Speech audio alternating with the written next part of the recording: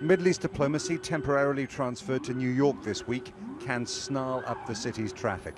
But it still seems unable to match the big challenges of a conflict that is once again looking dangerous. It is time for us to say, not on our watch. Supporters of both sides were there. Israel's keeping the pressure on the Obama administration to veto any Palestinian application for UN membership. 1 million people say, make Palestine a state.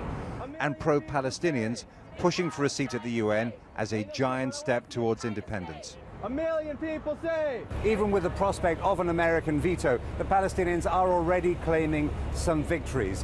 They've put back the issue not just of UN membership, but of their eventual independence back on the international agenda in a way that it simply wasn't before.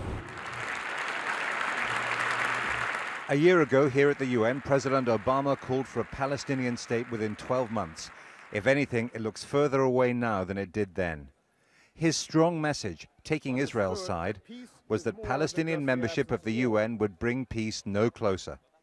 Peace will not come through statements and resolutions at the United Nations. If it were that easy, it would have been accomplished by now. Ultimately, it is the Israelis and the Palestinians who must live side by side. Ultimately, it is the Israelis and the Palestinians, not us, who must reach agreement on the issues that divide them, on borders and on security, on refugees and Jerusalem. We will never forget. President Obama praised the way Arabs in Tunisia, Egypt and Libya had seized their freedom. But on the TV at the Palestinian delegation's hotel, they watched the speech believing that the Americans are blocking their attempt to do the same thing. That is the conflict between the Israelis and the Palestinians.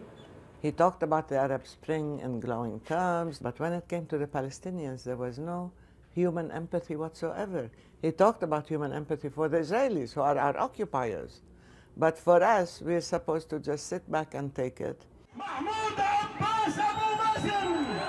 On the West Bank, occupied by Israel since 1967, Palestinians demonstrated for their UN seat.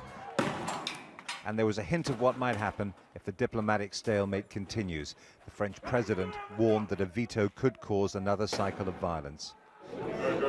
But in New York, a grateful Israeli prime minister went to see the US president to tell him that opposing the Palestinian application was a badge of honor.